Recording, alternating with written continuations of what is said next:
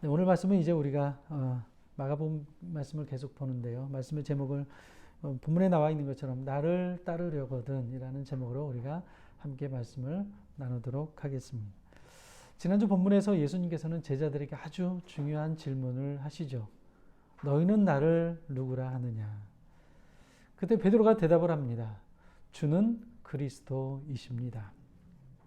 우리가 지난주 보았던 것처럼 이 주는 그리스도이십니다라는 이 고백은 주님은 선지자이시며 제사장이시며 또 왕이십니다라는 고백의 의미가 담겨져 있다는 말씀을 드렸습니다. 그때 예수님께서 뭐라고 말씀을 하십니까? 마태복음 16장을 보시면 바요나 시모나 내가 복이 있도다.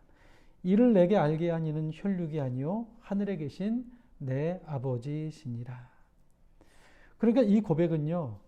베드로의 입에서 나온 고백이지만 베드로의 머리에서 나온 고백은 아니라는 것입니다. 하나님께서 말씀해 주시고 하나님이 알려주신 계시적인 진리라는 것이죠. 때문에 하나님의 선택이 없으면 또 하나님의 복을 받지 않고서는 누구도 주를 그리스도라고 고백을 할 수 없다는 것입니다. 그러니 여러분, 우리가 주님은 그리스도이십니다 라는 이 고백을 할 수 있다는 것은 하나님께 선택받은 하나님의 백성이며 하나님의 큰 복을 받은 하나님의 사람이다라는 것을 우리가 반드시 잊지 말아야 할 것입니다. 이 고백을 하게 하신 하나님께 언제나 우리는 감사를 드리는 삶을 살아가야 할 것입니다. 그런데 오늘 본문을 보시면 예수님께서 이 고백을 들으시고 나서 아주 충격적인 말씀을 하시죠. 오늘 본문 31절을 다시 한번 보시기 바랍니다.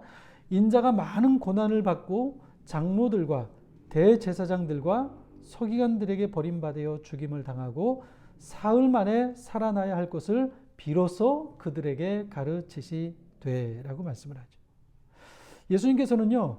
베드로의 이 고백을 들으신 이후에 바로 뭐라고 말씀을 하시냐면요. 인자가 많은 고난을 받아야 한다라고 말씀을 합니다. 그리고 죽임을 당하고 사흘 만에 다시 살아나게 될 것이다. 이 말씀을 하시죠. 여기를 보시면요. 비로소 그들에게 가르치시되라고 하는데요. 이것은 무슨 의미가 있는 것입니까?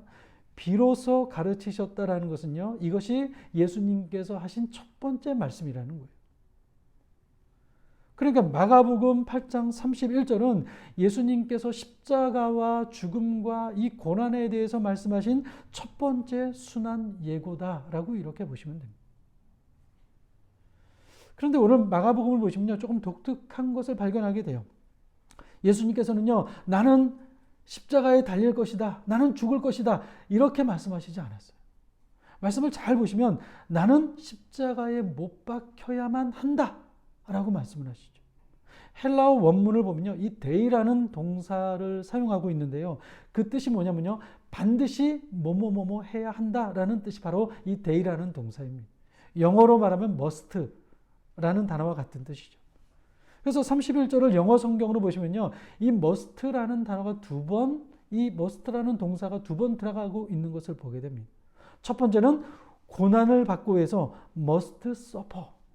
반드시 고난을 받아야만 한다. 두 번째는 must be killed. 반드시 죽임을 당해야만 한다라고 이렇게 말씀하셨던 것입니다. 그러니까 내가 고난을 받을 것이다. 내가 죽임을 받을 것이다. 이렇게 말씀하신 것이 아니라 내가 반드시 고난을 받아야만 하고 반드시 내가 죽어야만 한다라고 이렇게 말씀을 하셨다는 것이죠. 이것이 예수님께서 말씀하신 정확한 번역이에요. 그런데 예수님의 이 말씀을 듣고 베드로가 충격을 받죠. 이해가 안 가는 겁니다. 아니 주님이 그리스도이신데 주님이 메시아이시고 주님이 왕이신데 이것이 맞다고 한다면 왜 예수님이 고난을 받으셔야 되고 왜 예수님이 죽임을 당하셔야만 하는가? 베드로는요 도저히 이해가 안 가는 거예요. 베드로가 얼마나 충격을 받았든지 32절 말씀을 보시면 예수님을 붙들고 막 항변을 했다라고 이렇게 기록하고 있죠. 32절을 한번 보시기 바랍니다. 드러내놓고 이 말씀을 하시니 베드로가 예수를 붙들고 항변하매. 여기서 항변한다라는 말은요, 책망하고 꾸짖고 뭐 비난한다 뭐 그런 뜻이 담겨져 있어요. 매우 무례한 행동이에요. 이 행동은. 그런데 지금 베드로가 지금 이렇게 하고 있는 거예요. 뭐 오늘날 우리식으로 좀 이렇게 따져보면 멱살을 잡고 막 따지고 막 흔들듯이 뭐 베드로가 예수님에게 지금 이렇게 무례한 행동을 하고 있는 거예요. 그만큼 예수님께서 나는 고난을 받고 죽어야 한다라는 이 말씀이요, 베드로에게 충격적으로 다가오게 되었던 것입니다. 그러면 여러분, 베드로는 왜 예수님께서 죽으셔야 한다라고 하는 이 말씀이 이토록 충격적인 말씀으로 다가온 것일까요? 그것은요, 우리가 이 베드로를 이해하기 위해서는요, 당시 사람들이 가지고 있었던 메시아 사상이 무엇이었는가를 우리는 좀 살펴볼 필요가 있습니다. 당시 사람들이 기다리고 있었던 메시아는요, 오늘 말씀에서 하고 있는 고난을 받고 죽어야만 한다고 하는 이런 메시아를 기다리고 있었던 것이 아니라 당시 사람들은요, 힘 있는 메시아를 기다리고 있었어요.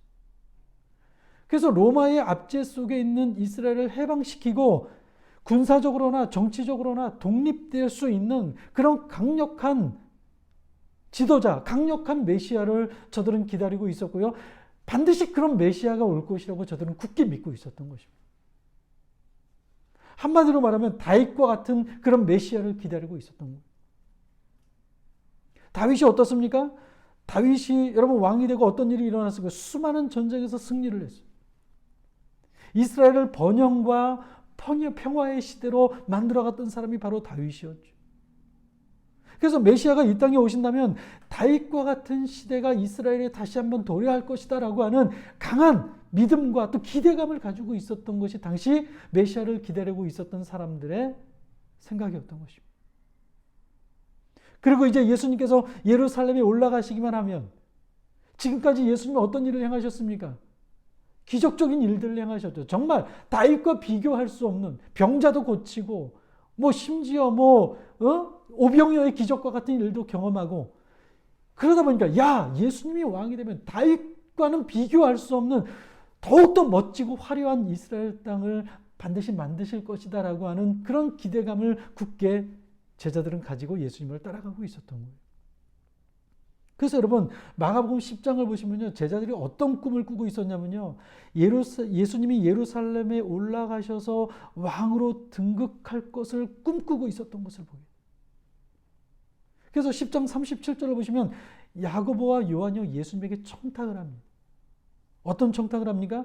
예수님 왕이 되시면 우리 둘 중에 한 사람은 주의 오른편에 서게 하시고 우리 둘 중에 한 사람은 주님의 좌편에 앉을 수 있도록 우리에게 큰 자리를 하나 주십시오. 이런 부정 청탁을 하는 모습을 보게 돼요. 심지어 이런 생각은요, 예수님이 십자가에서 죽으시고 부활하시고 난 다음에도 여전히 제자들의 생각은요, 메시아 사상, 그 강력하고 화려한 메시아가 도래할 것이라고 여전히 그들은 생각을 하고 있었던 것을 보게 돼요. 그래서 사도행전 1장을 보시면요, 제자들이 예수님께 뭐라고 질문을 합니까? 주께서 이스라엘을 회복하실 때가 언제입니까? 이런 질문을 하고 있잖아요.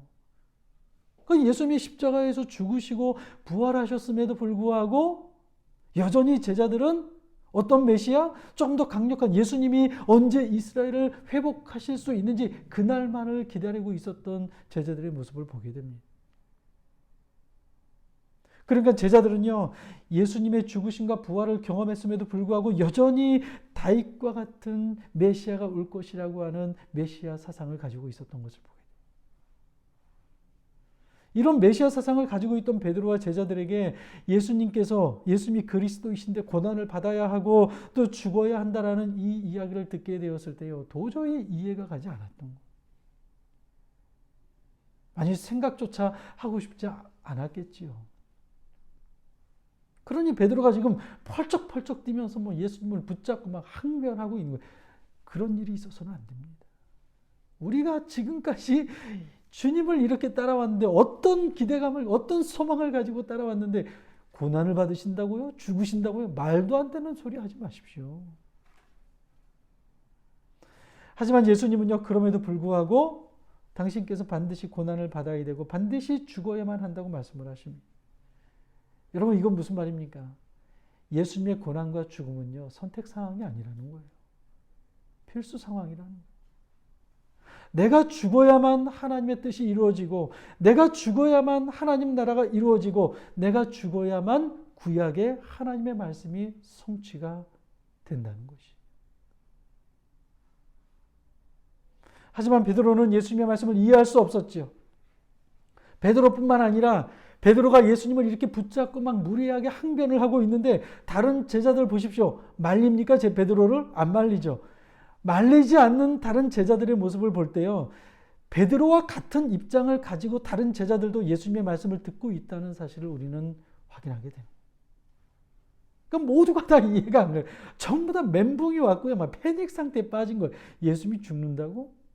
그건 말도 안 되지. 여러분 이때 예수님께서 강력하게 반응을 하시죠. 오늘 본문 33절을 한번 보시기 바랍니다. 같이 한번 읽어볼까요? 시작. 예수께서 돌이키사 제자들을 보시며 베드로를 꾸짖어 이르시되 사탄아 내 뒤로 물러가라. 내가 하나님의 일을 생각하지 아니하고 도리어 사람의 일을 생각하는도다. 여러분 지금 예수님의 이 말씀은요. 그저 타이르는 정도가 아니에요. 야 그렇게 생각하지 마. 이 정도가 아니에요. 베드로가 졸지에 뭐가 됩니까? 사탄이 되어버렸어요. 예수님이 굉장히 강력한 무서운 말씀을 지금 하고 계신 거예요. 근데 여러분 예수님께서 왜 이렇게 심하게 말씀을 하셨을까요? 베드로의 이 말이요. 이렇게 예수님으로부터 심한 말을 들어야 할 정도로 잘못된 말이었을까요? 어떻게 보면 베드로는요. 예수님을 위해서 한 말이에요. 예수님이 걱정이 돼서 한 말이에요. 아니 예수님이 고난을 받고 예수님이 죽는 것이 이해가 안 되고 예수님은 절대로 그래서는 안 된다고 생각하는 예수님을 위해서 베드로가 한 말일 것입니다. 그러면 예수님이 이렇게 말씀하셔야 맞죠. 야, 네 마음을 알겠는데 그래도 나는 죽어야 돼. 이렇게 말씀하셔야 베드로도 상처를 받지 않고 예수님의 사명도 감당하실 수 있었을 것입니다. 근데 예수님이 사탄아 한번 내 뒤로 물러가라. 너무나도 강력하게 베드로에게 책망하시며 말씀하시는 모습을 보게 됩니다. 이것은요. 예수님께서 겟세마네 동산에서 기도하고 내려오실 때도 마찬가지예요. 예수님께서 겟세마네 동산에서 기도하고 내려오실 때 로마 군인들이 예수님을 붙잡기 위해서 겟세마네 동산으로 올라갔죠. 그때 베드로가 어떻게 합니까? 칼을 빼서 예수님을 잡으려고 하는 로마 군인의 이 귀를 내리쳐서 귀를 떨어뜨립니다. 잘라버립니다. 베드로의 이 행동은요. 예수님을 위한 행동이었어요. 예수님을 보호하기 위한 행동이었어요. 저 같으면요. 야, 네가 나를 이 정도까지 생각하는지 몰랐구나. 감동했을 거예요. 근데 예수님이 책망하시죠. 베드로를. 여러분 왜 그런 것입니까? 왜 예수님은 지금 예수님을 위해서 예수님 고난을 받으시면 안 됩니다. 죽으시면 안 됩니다. 예수님에게 항변하고 있는 이 베드로에게 예수님은 왜 사단아 내 뒤로 물러가라 라고 하실 만큼 이렇게 심한 말씀을 하신 것일까요? 여러분 그 이유는요. 지금 이 베드로의 행동은요. 바로 사단의 행동과 같기 때문에 그래요. 베드로의 행동. 여러분 사단의 목적이 무엇입니까? 하나님의 구원을 방해하는 거예요. 예수님께서 십자가를 지지 못하게 하는 것이 사단의 유일한 가장 큰 목표이며 해야 할 사명이었을 거예요. 그래서 십자가를 통해서 인류를 구원하지 못하도록 만드는 것이 사단의 최대 목표였습니다. 근데 여러분 지금 베드로가요 그 행동을 하고 있어요. 지금 베드로의 이 항변은요 예수님을 위하는 것처럼 보이지만 자기도 모르게 사단의 일에 동조하고 있는 일이었어요. 참으로 그럴듯한 이유를 대고 있지만 말로 봤을 때는 정의로운 것 같지만 사실 자기도 모르게 사단의 행동을 대신하고 있는 베드로의 모습을 보게 됩니다. 때문에 예수님께서는 베드로에게 사단아 내 뒤로 물러가라. 베드로의 그 그럴듯한 달콤한 말을 통해서 예수님이 십자가를 지지 못하게 하는 그 일을 하지 못하도록 오늘 베드로에게 강력하게 예수님이 말씀을 하신 거예요. 사랑하는 여러분, 이것은요 지금도 마찬가지예요. 베드로에게뿐만 아니라 지금 우리에게도 마찬가지라는 거예요. 지금도 사단이 하는 일이 무엇인지 아십니까, 여러분? 뭐 많은 일을 하겠죠. 뭐 우리 죄를 짓게 만들고 뭐 여러 가지 하겠죠. 그 최종적인 가장 근본적인 사단이 하는 그 일의 목적이 무엇인지 아십니까? 십자가를 피하라는 거예요. 한마디로. 우리에게. 십자가가 아니어도 얼마든지 다른 방법으로 얼마든지 행복하게 예수님을 믿으면서 살아갈 수 있다고 우리를 유혹해 오고 있는 것이 지금도 사단이 우리에게 하고 있는 유혹이라는 것이.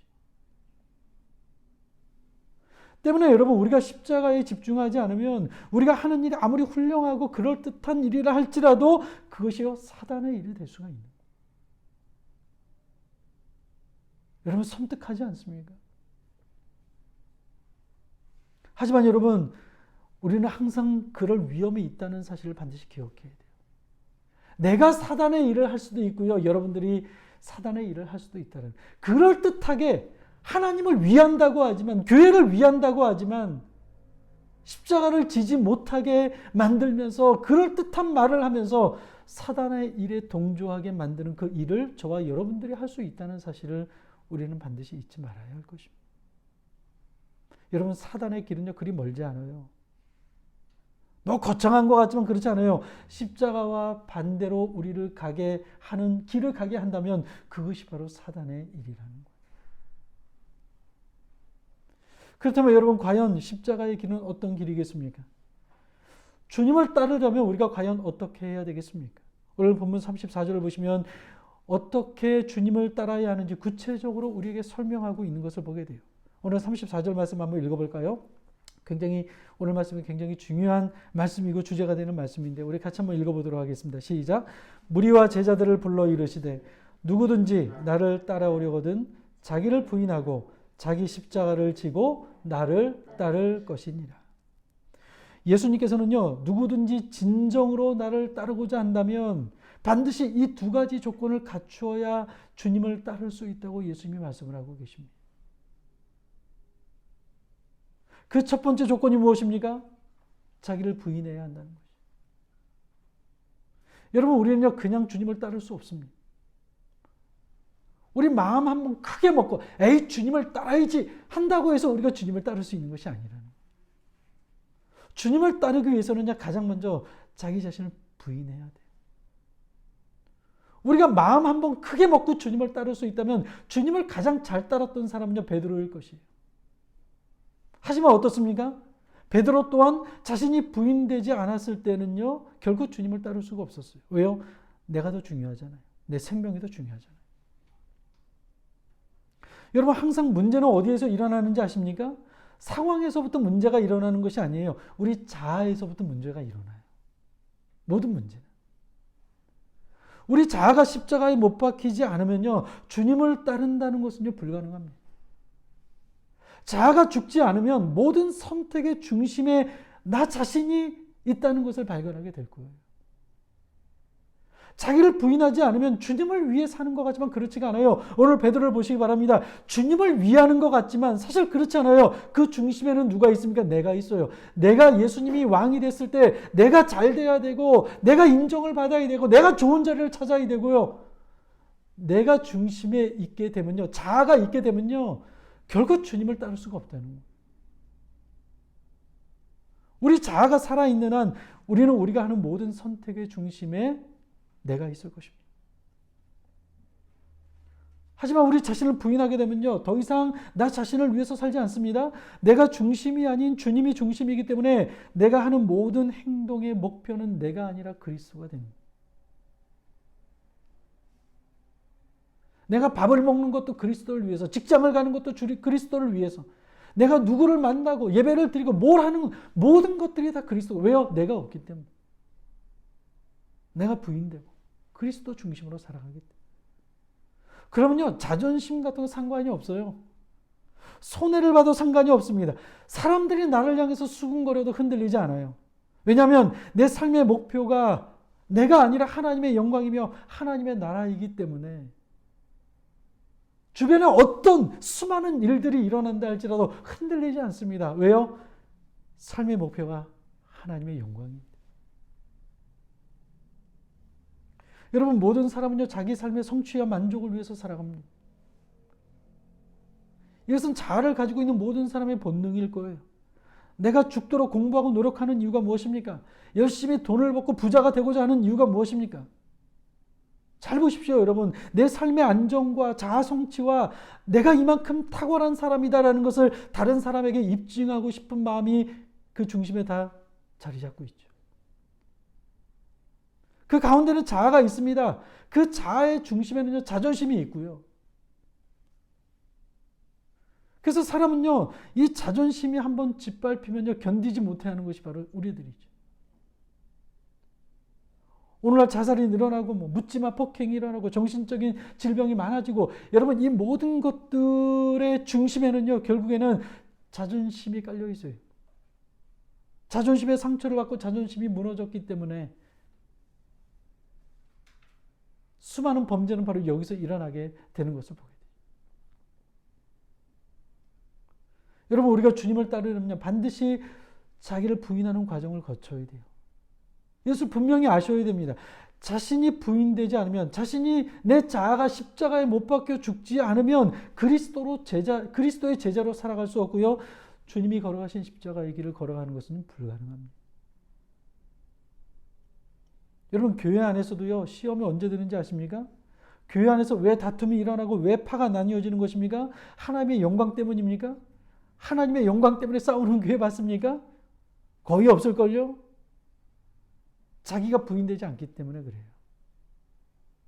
우리의 자아가 늘 꿈틀거리고 올라오기 때문에 견디지 못하는 겁니다. 우리가 주님의 일을 열심히 하는 것까지는 그런 대로 할 수 있어요. 직분을 받고 새벽 기도도 나오고 여러 가지 봉사도 열심히 할 수는 있습니다. 근데 여러분, 문제는요, 그 다음이 바로 문제죠. 열심히 수고하고 난 다음에 자신이 부인되지 않으면요, 시험에 들기 쉬워요. 교회가 그래서 여러분 시험에 들기 굉장히 쉬운 것이 교회예요. 내가 열심히 한 만큼 사람들에게 인정을 받지 못한다고 생각하면, 사람들이 내가 바라는 만큼 나를 대우해 주지 않으면 섭섭한 겁니다. 내가 이 정도 열심히 봉사하고 이 정도 열심히 헌신했으면 이 정도의 직분은 내가 받아야 되는데 왜 나에게 직분을 주지 않는 거예요? 여러분, 그런 사람도 많아요. 의외로 시험 들어요. 하나님의 영광 때문이에요? 천만의 말씀이에요. 내 자아가 살아있기 때문에 그래요.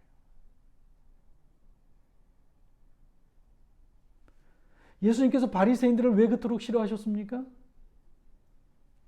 저들의 열심이요, 결국엔 자기 숭배로 발전해 버렸어요. 내가 열심히 율법을 지키는 것만큼 사람들에게 인정을 받고 싶은 마음이 가득 찼어요. 그러니 저들의 신앙은 하나님의 영광이라는 것은 온데간데 없고요, 저들의 종교적인 열심은 자신을 드러내는 수단이 되어버립니다. 내가 얼마나 대단한 사람인 줄 알아? 나 이런 것도 지키는 사람이야. 나 금식도 하고 손을 들고 기도를 하고 하루에 몇 시간 기도하고, 그 중심에는 자기 자신이. 그러니 위선자로 살아갈 수밖에 없었고요. 그런 저들의 모습을 보시고 예수님은 바리새인들을 책망하지 않을 수가 없으셨던 것이죠. 여러분, 자신을 부인한다는 것은 자신의 존재가 묻히는 것을 받아들일 수 있어야 됩니다. 그래서 여러분, 우리는요, 내가 드러나고 싶어하는 이 본성과 싸워야 돼요. 지금은 우리가 이렇게 편안하게 우리가 예배를 드리고 별거 없지만, 혹시라도 여러분, 우리가 교회가 막 성장하고 그랬을 때 내가 개척 멤버야 이런 생각을 가지고 여러분, 우리 자아가 드러나기 시작하면요, 그때부터 시험에 드는 거예요. 자기를 부인하지 않으면, 나 자신을 십자가에 못 박지 않으면 결코 주님을 따라가는 것은 불가능합니다. 여러분, 그래서 바울을 보시 바랍니다. 바울이 마지막까지 사역을 감당할 수 있었던 이유가 무엇입니까? 바울은요, 날마다 자신을 부인했어요. 날마다. 만약 바울이 사람들에게 부당한 대우를 받고 이유 없이 고통을 당하고 자신이 쌓아놓은 모든 것들을 잃어버려야 할 때 자존심이 한번 꿈틀거렸다면, 여러분, 바울은요, 그 사명을 감당할 수 없었을 거예요.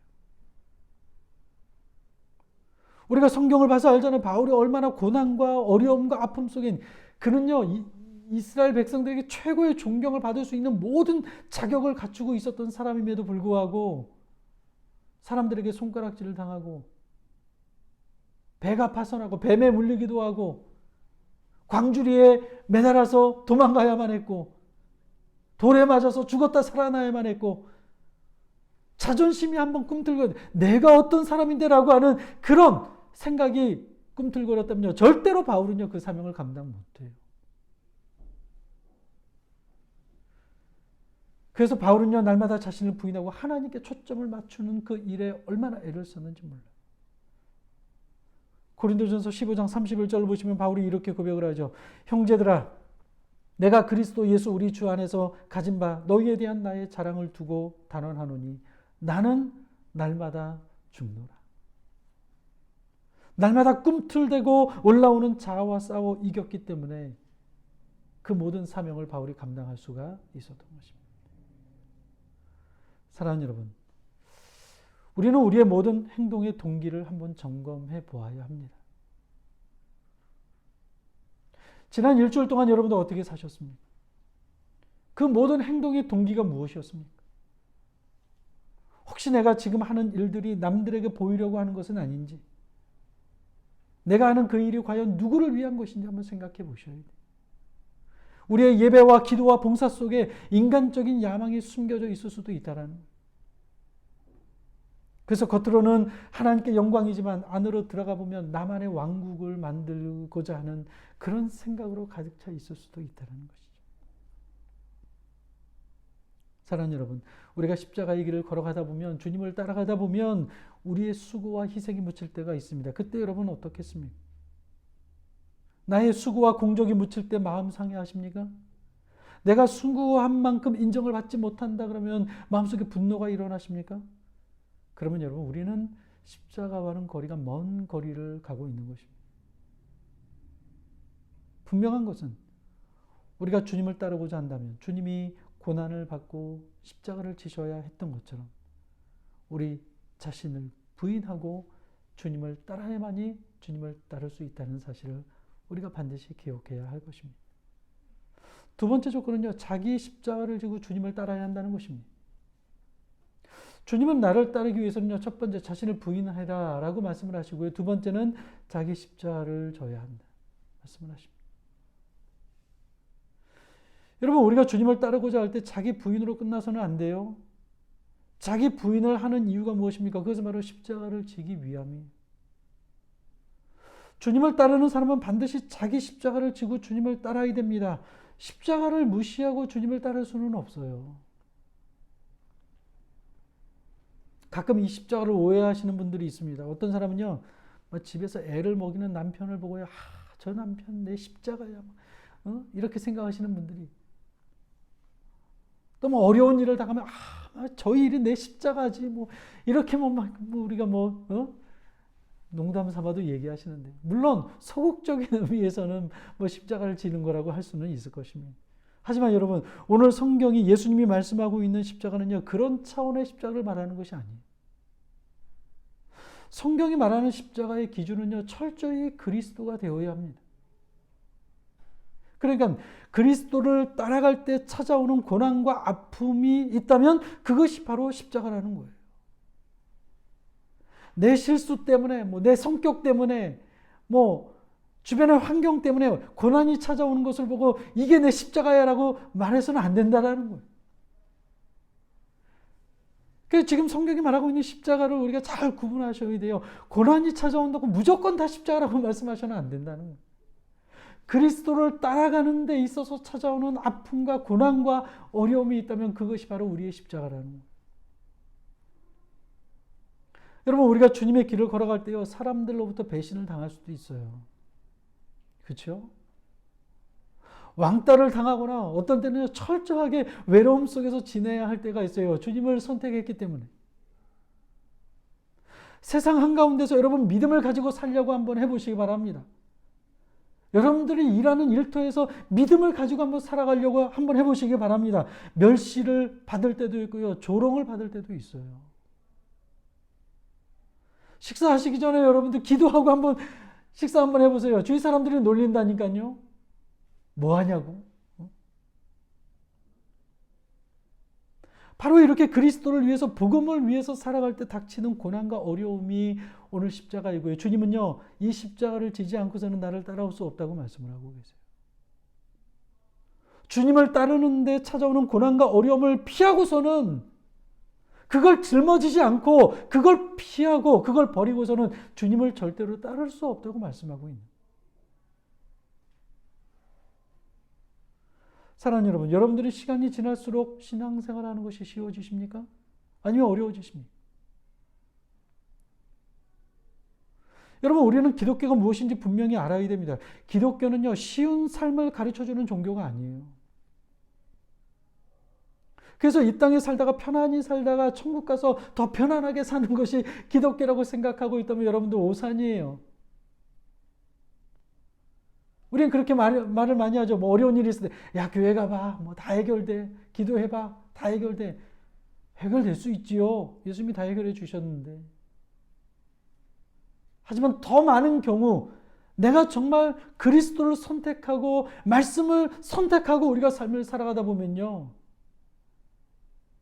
어려움이 찾아올 때가 더 많을걸요. 여러분들이 십자가로 가까이 가보시기 바랍니다. 어쩌면요, 사람들이 한둘씩 여러분들 곁을 떠날 거예요. 예수님을 보세요. 십자가로 다가갈수록, 사역을 하시며 기적을 행하실 때는 수많은 무리들이 예수님을 따라왔지만 점점 십자가로 다가갈수록 사람들은 떠나갔고요. 결국 그 십자가에서는 제자들마저 다 떠났어요. 아무도 없어요. 왜냐하면 그들이 생각하는 길이 아니었기 때문에 그래요. 근데 여러분, 이것은요, 2000년이 지났지만 오늘날에도 똑같아요. 오늘날에. 여러분들이 십자가를 선택하며 살아가 보세요. 어쩌면 점점 여러분 주위에서 여러분들을 가까이 하고 여러분들과 친했던 사람들이 떠나갈 수도 있어요.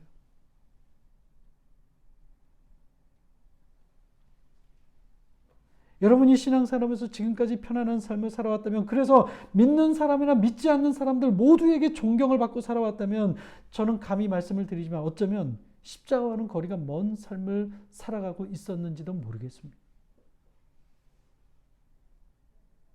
왜냐하면 적어도 제 경험으로 볼 때는요, 불가능해요. 십자가를 지고 주님을 따라가는데 모두에게 존경을 받는다? 불가능해요. 누군가에겐 욕을 먹을 수밖에 없고요. 누군가는 저를 향해서 돌을 던지려고 할 것입니다. 십자가를 따른다는 것은요, 우리가 생각하는 것만큼 안락하고 편안함이 보장된 길이 아니라는 거예요. 오늘 주님이 말씀하고 있잖아요. 누구든지 나를 따르려거든 첫 번째 자신을 부인해야 되고요. 내 자아가 십자가 못 박혀야 되고요. 두 번째는 자기 십자가를 지고 주님을 따라야 되는데, 주님을 따라가다 보면 이 십자가가 반드시 우리에게 오게 되어 있다라는 거예요. 근데 이 십자가를 지지 않고서는, 십자가를 피하고서는 누구도 주님을 따라갈 수 없다고 하는 것이 오늘 예수님께서 제자들에게 하신 말씀입니다.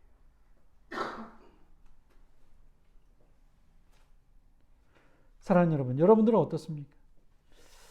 한번 믿음의 여정을 한번 이렇게 쫙 한번 보시기 바랍니다. 아니란 생각으로 또는 습관적으로 우리가 신앙생활하고 있지는 않습니까? 쉽게 살 수 있는 길은요, 언제나 우리에게 손짓해 오고 있습니다. 오늘 베드로처럼 꼭 십자가를 지셔야만 합니까? 꼭 고난을 받으셔야만 합니까? 다른 방법도 있지 않겠습니까? 그럴듯하게 예수님에게 이야기하지만 이 말은요, 우리에게도 동일하게 들려오고 있어요. 사단이. 야, 꼭 그렇게 유별나게 예수님 믿어야 돼? 적당히 타협해. 응? 그럼 너도 좋고 뭐 모두 다 좋은 거 아니겠어? 응? 사람들이 너 더 존경해 줄 거야. 박수 쳐 줄 거야. 칭찬해 줄 거야.